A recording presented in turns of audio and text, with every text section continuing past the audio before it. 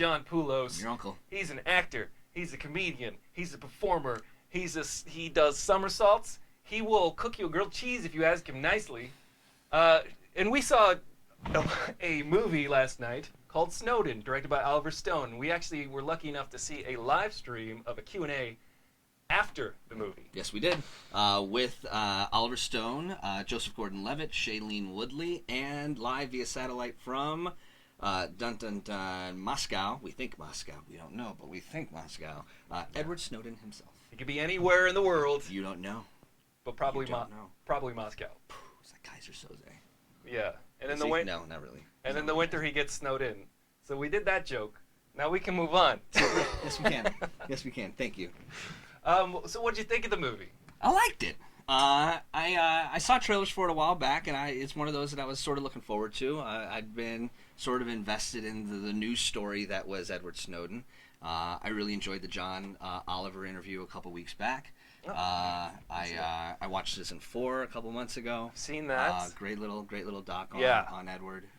And I thought this movie did a really good job of just humanizing somebody who's been, very robotic as far as his public persona has been for the last little while. Right. Interestingly enough, that was a big complaint for, I think, a lot of people for this movie, because he's a very dry kind of personality, and it's hard to build a movie around that. So you got to make the subject matter interesting, and subject matter really is interesting because, it's your basic liberties. So. And at its core, I think this movie is about nothing more than set against a very, very deep backdrop, but about a relationship. Yeah, you got to make you have to have that in the there. love story, and I think that's what Oliver Stone even said in the Q&A afterward. That he's like, hey, I'm a dramatist. I make movies about people, and it's up for you to judge. Yeah, you have a giant, and it's not an epic love story by any stretch of the imagination. However, set against the backdrop of, an NSA whistleblower at the time of the whistleblowing, is something special. Yeah, it was pretty crazy what they reveal. I kind of knew a lot of what was going on because I saw Citizen 4, and it seemed like that's. Yeah, but not until I saw the movie last night did I go home and go, let me put this Band-Aid on my computer camera. Right. This is weird. We should probably put a Band-Aid over that camera. But that would defeat the purpose of the thing. Yeah, we don't want the NSA finding out about this. You shoot through a Band-Aid, right? Shoot through the gauze. They'll shoot you through the camera is what we learned. We did not learn that. No. But we learned that they were watching everything and everyone. All of the time. And that's not cool, because that's not what we signed up for when you're born in the United States. No. Or when you come to the United States. It's not I think Edward Snowden put it best when he said, to say you don't care about privacy because you've got nothing to hide is like saying you don't care about speech because you have nothing to say. Right. And right. I definitely have something to say. I definitely got something to hide. Yeah, it's really, you should protect the fundamental right. Sure. Doesn't matter whether or not you have something to hide or not. It's just about your liberties. Right. And your basic liberties. So that's the main core of the subject matter. What did you think about the acting? I enjoyed Joseph Gordon-Levitt a great deal. I found that I sort of got lost in his performance. He definitely had an affectation going on, which after those first couple jarring moments of, okay, here's this actor that I know does things this way, or speaks this way normally, and this is his affectation. I go, okay, let me forgive that for a second, and it sort of washed away because he was so incredibly committed the whole time. Yeah. I really enjoyed him a whole lot. I felt the same way. I thought that I kind of forgot it was him for a while. I was just like, oh, well, I guess we're watching Ed Snowden. And he did start to take on the for me, it took a minute because you're used to his normal persona. Right. Or roles he's used to playing. But I think he's particularly good at being a chameleon and kind of changing himself. Yeah, he's getting there, isn't he? Yeah. He had a nice, I think he tooted his own horn a little bit, but, very humbly during the Q&A afterwards when he said that Edward Snowden's parents were at the premiere and thanked him very much for doing justice to their son, which has to be some of the highest praise any actor could possibly receive. You know, your parents playing, you're playing somebody who's living, who's active, who's very, very close to your age. There's not a lot of room to take artistic liberty there. So his ability to pull that off and to get mom and dad to sign off on it was something else. Yeah, that was actually particularly. You could see that he was affected by that. Mm-hmm. Yeah, he wasn't bragging. Yeah, at all. And it's kind of interesting that because of the fact that Edward Snowden is holed up in Moscow and he can't see his parents, so his parents coming to see. We're not letting him home. Yeah, we're not letting him come home. Yeah, well, I guess his parents could go see him, but he can't see his parents. So, I mean, that's actually an issue right now, whether or not he should be pardoned. That front page of the New York Times Online today, Edward Snowden should be pardoned by President Obama. At least that's the point of view that the columnist took. Interesting. Well, I kind of think that that's what he is set out to do from the very start, because he knew that he'd be crucified in the media. He'd be character assassination as soon as he did this. Oh yeah. And he was. It was absolutely character assassination the whole way through. So he knew to get the heck out of Dodge, and sort of take this approach of humanizing him. And not until Hollywood filmmakers and documentarians got behind him was that possible. That didn't happen through mainstream media, unfortunately. Right. It didn't happen through our media. It's about people, I guess, who care about the Constitution and our freedom. Yeah, so. Actors. Hollywood. Hollywood cares about your freedom. You know, it's interesting. I always thought, like, I know Tom Clancy has a book where I think the Capitol building explodes and half of Congress dies and they have to sort of restructure the government. Like the Sum of All Fears or something where they set off a nuke in. That was the bad one. That was a bad job. That was the Ben Affleck one, right? Yeah. I like Ben, but sometimes he's hit or miss. He's hit or miss. But that was just a bad movie. When he's into it, and he's good. Yeah. But the premise of that, could you imagine if they blew up the Oscars one year? Like if they just nuked the Oscars. That was the premise of Naked Gun 33 1/3, wasn't it? Or like was it? 2.5? See that? I'm writing retro movies already. Boom. It's a great idea. It's the scariest thing imaginable. And if you're from New York, it's a great idea. Yeah, it's a good idea. I think. Could you imagine though? Like, there's probably a lot of really good actors that we don't even see. Right. Such as yourself. Yeah, I won't. But you know what? Like you should be like in the Tom Cruise movie. I mean, I hate to say this out loud, but if the Oscars get blown up, I might get work. I'm not saying that you don't work. I'm saying that you should be in these. This guy's good. You should check him out. I do my thing. Second City, every third Wednesday. Sure. Fourth Wednesday. Every fourth Wednesday at Second City Hollywood. Bull Shark. That's us. This is a comedy troupe. So you get there. I'm hoping people can actually see this broadcast and not just hear it. I know they're hearing it. I know you guys are hearing it. All right. I think it might just be ingesting. This is like a very technical thing. It might be ingesting and compressing right now. Right on. So we'll see. What'd you think of Shailene Woodley's performance? For me, I thought about it today, and I think that she kind of she's come a long way. She's come a long way from The Secret Life of the Teenage Mom or whatever show that was. Not that I watched that or anything. Yesterday. Not that I binge watched it. Molly Ringwald, though. Really? Yeah, she's the mom in that. She's the mama. Molly. But she was terrible in that show. I gotta say, I did not like that show. Molly Ringwald's terrible, or Shailene Woodley? Shailene Woodley. I mean, she's still rather not to say that. Hey, you're young, but I don't know how old she is. Is she? Do you know how old or young she is? I'm gonna guess 22. 22 or something.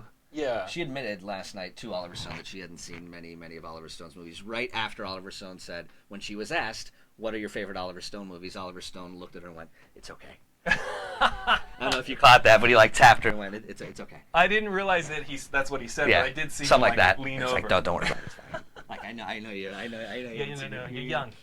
You're 24. She's 24. She's 24. But, yeah. She has a beautiful vulnerability, I'll say. Yeah. I think that she has the ability to be affected in the moment very well. That being said, she comes off to me as just incredibly young all the time. Yes. Like and maybe that's just the way my it's probably just my point of view. Of course, it's just my point of view, but she just comes off as too young for me. I sense that too, because when I was watching it, I was just thinking, like, this is a role that she's trying to distance herself from her teenage persona, her teenage career. Right. And it kind of felt like that in a lot of spots for me, especially the pole dancing. Yeah. Yeah. There's pole dancing. We go from like The Fault of Our Stars to Showgirls Yeah. for a moment. No. Camera goes. Well, we can still keep talking. We can keep talking. This is Keep fantastic. talking. This is Live television. live television, folks. It's great. I love it. It's. I'm sure you guys love it because you're seeing the beginnings, the humble beginnings Of a thing. of a thing. This is a thing. This is a thing, and it's gonna get bigger. It's gonna be great. We might even get Uncle Poulos to perform in his clown costume. I'm gonna put on the nose. Put it. Might get him to put on the nose. I might put on the nose. 1,000 more subscribers. He puts on the nose. Let's get that number up. Yeah. Come on, let's do this. We can do this. We're raising money. It's a fundraiser. For my nose. Not money, just subscriptions. Just subscriptions for noses. We should have a big counter right here. We don't. If anybody wants to donate a counter, we're gonna. It'll go right. It'll go right here. Ooh. Oh. Look at this. Oh. This is very. Mm. It's very paisley. You like Paisley here. Now, what do you think of this movie in the catalog of Oliver Stone movies? I think it holds up. Yeah. I think it absolutely is in keeping with his very conspiracy theorist expose of something that has an untold story, if you will. Yeah. He's good at that. He's good at telling those stories, and I think it'd been a while since I was really impressed with an Oliver Stone movie, and I really, really enjoyed this one. What was his last one? Oh man, Was it World Trade Center or was it? I didn't like World Trade Center a whole heck of a lot. I didn't see that one. I saw W. W was all right. I like W. W was all right. Maybe it was just maybe it was. I'm thinking about World Trade Center. Maybe it was just content that was just too hard for me to stomach. Yeah, I can't. So I can't watch anything. Yeah, Around I mean that we era. were very New York at the time, so it's just hard to go back to that even if it's in film. Yeah. So maybe that's what's tainting Mhm. that film for me. I think maybe those movies are good for successive generations for the future, but yeah, those are going to be too tough for me to. Right. To But he's watch. been good about like keeping current lately. Like his World Trade Center was current at the time. I mean, it wasn't right on the heels, but it was shortly thereafter. This is very quick upon the heels of the Snowden news cycle. And he had even admitted as such afterwards that keeping up with current news is dangerous. But he did it anyway. Between 9 visits to Russia to interview Snowden, he was able to take enough of that information and go, there's a good enough story here, and we're still current enough for it to be relevant. I'm actually surprised that it was done in such a timely fashion. Yeah. I mean, it's just been 3 years since this happened, and there's a full-scale Hollywood movie with A-list actors in it already out, Right. directed by Oliver Stone. Well, if they'd have waited, any longer, Ashton Kutcher would have done a crap job of it. Yes, Ashton Kutcher as Steve Jobs, because he kind of looks a little like him. Yeah, so it's a good reason. Yeah. Although, I mean, this is a side note, Sure. but when I saw Fassbender? Fassbender's Jobs, fantastic performance, fantastic Yeah. performance, And great writing. and great, Aaron Sorkin's brilliant. amazing. I womboed Edward Snowden and Aaron Sorkin together. What did you say, Edward Snorkin? I said Airward Snorkin. Den. Snorden. Edward Snorden. Sorkin. That could be Snorden. actually a name for him, Edward Snorden. Yeah. Come back. You can come back as Edward Snorkin. I'd see that movie. Yeah. That's the sequel. The sequel. Stay tuned. What were we talking about? We were talking about Michael Fassbender as Yeah. Steve Jobs. His portrayal as Steve Jobs, I think he got the voice right. Yeah. He got the voice down. He doesn't look so much like him. Originally, the role was supposed to go to Christian Bale. I remember that. So it went to Michael Fassbender, and Michael Fassbender he's the fast-bendingest Fassbender out Michael there. Fassbender has never let me down in a movie. Always good. I've never seen him not deliver. Always good, even if the movie's not so good. Prometheus. Yeah. I kind of like Prometheus. Guilty pleasure. I It's a like guilty pleasure. parts of I like bad Prometheus. movies. I like parts of Prometheus. Tune in next time when we talk about talk about Prometheus Prometheus. for an hour. Yeah. But as far as portrayals of actual people, Yeah. what are some of your favorites? Ooh. Actors who portray. Last week I saw Sully, Okay. and that was Tom Hanks playing Captain Sullenberger. We talk about Captain Phillips. That was And that was Tom Hanks playing Captain Phillips. And then he was in Saving Private Ryan, which was Tom Hanks playing another captain. playing a captain. He was, He had a tremor. yes, I remember Captain that. Tremors. And that was Kevin Bacon. And that was Kevin. What? You just went straight to Tremors. You gotta go to You Tremors. gotta go to Tremors. You gotta every fall now back and on again. Tremors. What are my others? What are some of the other like great non-fictional? Bryan Cranston doing LBJ in All the Way on HBO right now is amazing. Oh, that sounds awesome. That's actually. kind of fantastic. And Anthony Mackie's playing Martin Luther King Jr. Really? I did absolutely love Jeffrey Wright playing Dr. King in, I think it was called Boycott. Mm-hmm. Was Jeffrey Wright. It was another HBO movie. Oh, okay. Yeah, Jeffrey Wright. Again, He's HBO, like they're always cranking out fantastic content.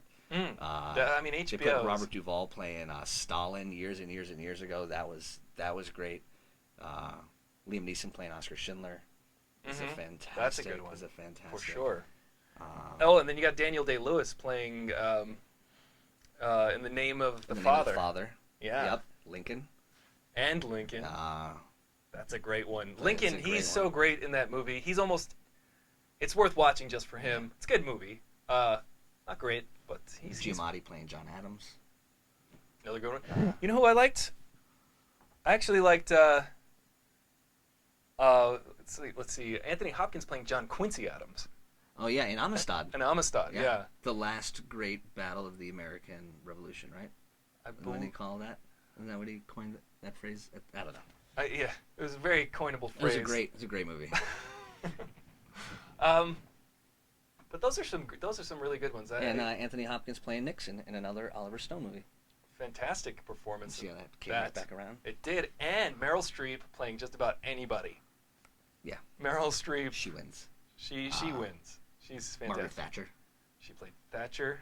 She played Julia Child. Julia Child. And recently, Florence Foster Jenkins, which I saw 2 weeks ago, and it was fantastic.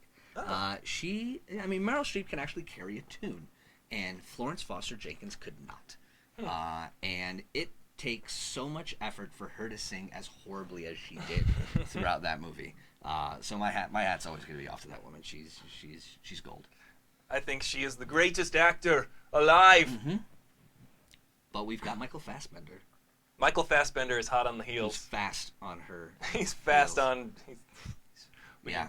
We did this all day, fast bending those heels. He's going to go on a fast bender later. He is gonna. He's gonna drink up. He's gonna fast bend. Weeks of fast bending. Yeah. But he's fantastic. Do you think his dad was just a strong man in a show, and he just like bent pipes like, over and over and over again, and somebody was like Fassbender. We will call you Fassbender. And he was like, okay, it sticks. I think so. I think that's how everybody gets their name. Mm-hmm. It's something you do. It is. What else would you say was a standout moment in this film?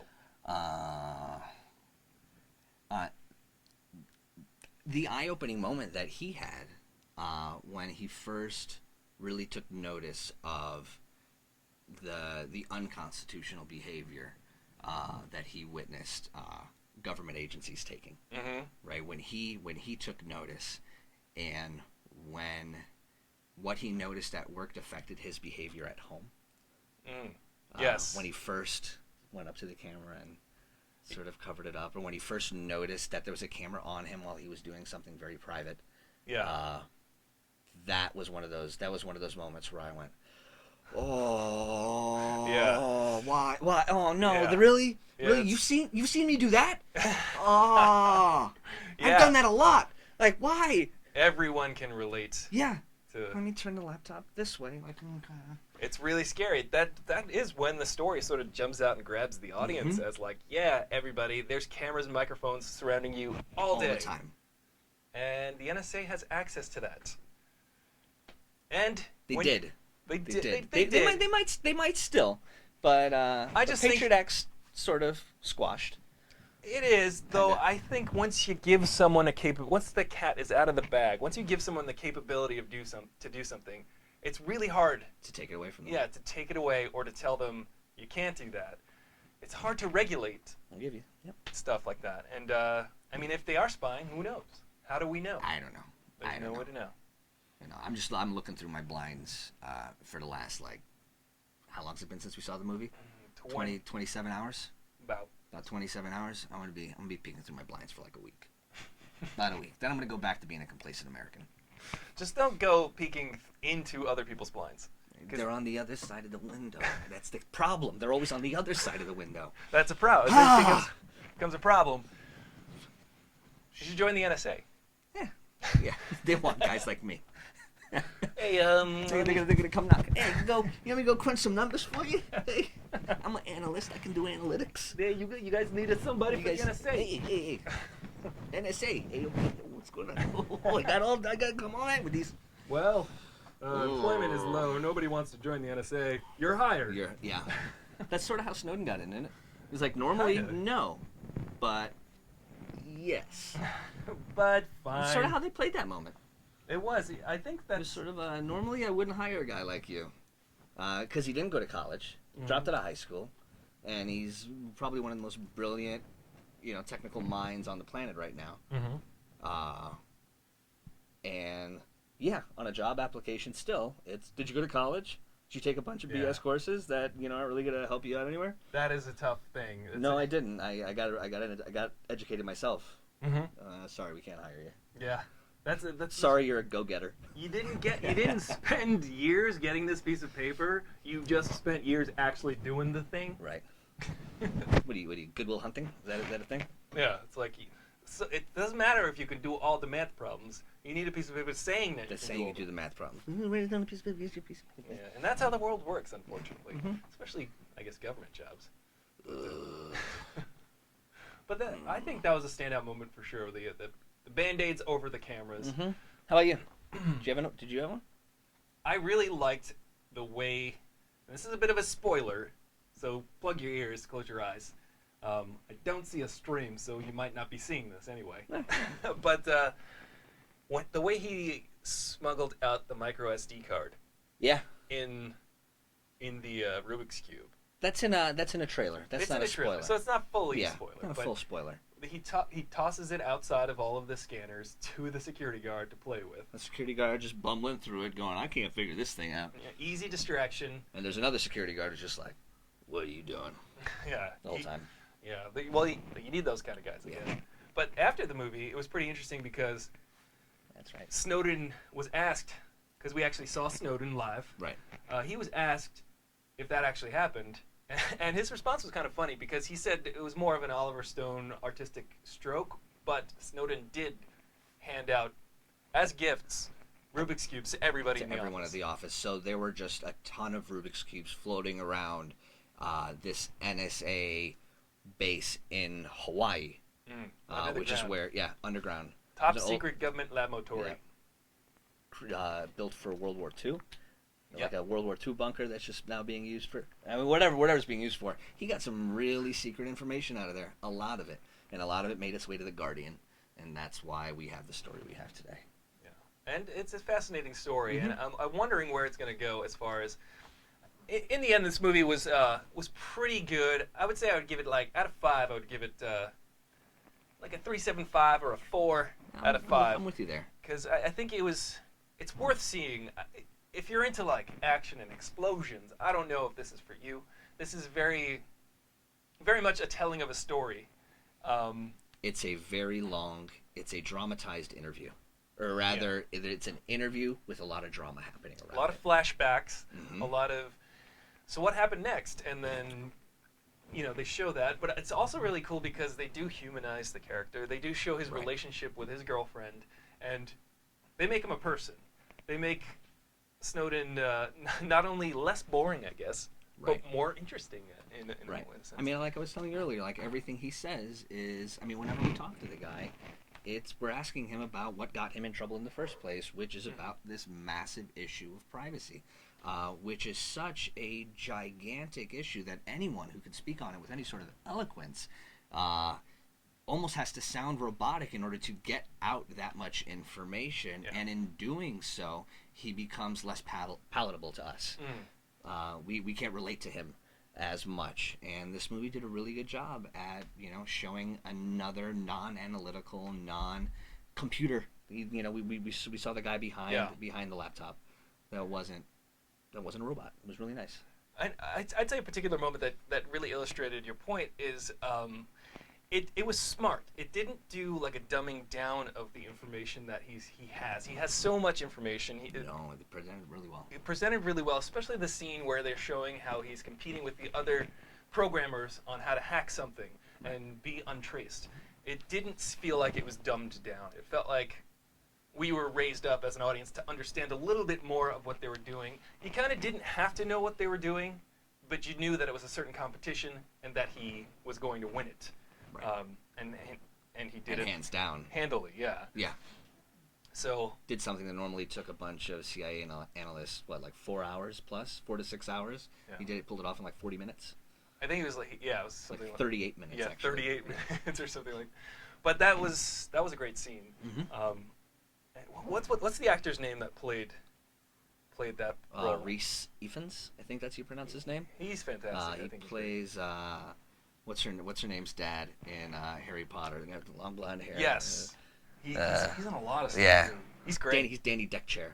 Danny Deckchair. He's the guy in Notting Hill. He's Yes. Hugh Grant's roommate. Notting Hill is like all naked on the front porch. I do remember that. Yeah. He's great. He's fun. He's a lot of fun. And it'd be remiss if we left out mentioning Nicolas Cage is in this movie. He is great. Yeah. He's great in a Yeah. nice little role. Yeah, he's got a nice tight little something where he just gets to play himself. He owns it. And he owns it. It's he's not putting anything on. I love when Nick Cage does that. Yeah, you need a Nick Cage in your movie. Yeah. Especially an Oliver Stone movie. Mm-hmm. And I'm glad to see that Cage gets the respect Yeah. that he deserves. Give Cage work. Give the Cage work. Some work. No more Ghost Rider nonsense. No. But if you offer it to him, I'm sure he will take I'm it. sure he'll take it. And I will watch it. So it's a win-win. He's gonna be doing some Beowulf spin-off in 3 weeks. Really? I don't know. Starting Vinnie Jones. He's And they're just gonna go to town on one another. It's gonna go straight to DVD, not Blu-ray, just DVD. Juan Zephyrus Ache. Yep. That's the next Nick Cage blockbuster. Yeah. Thank you, Hollywood. Thank you, Hollywood. Yeah. And thank you, Throttlers, for joining us on this review. And let me know what you think in the comments below. You can always find Uncle Poulos at Uncle Poulos on Twitter and Instagram. And, like, share, comment, do all that fun stuff. Subscribe to the channel if you haven't already. And if you have anything to say... You should subscribe to this guy's channel. I think that's a good idea. We should do this. Yeah, send over to Bucket of Bubbly, too, huh? Bubbly. Sherry, please. You like sherry? Sherry. Send over some sherry to Airy. Sherry your sherry. Share your sherry with Airy. So long as Steve Perry is singing Sherry.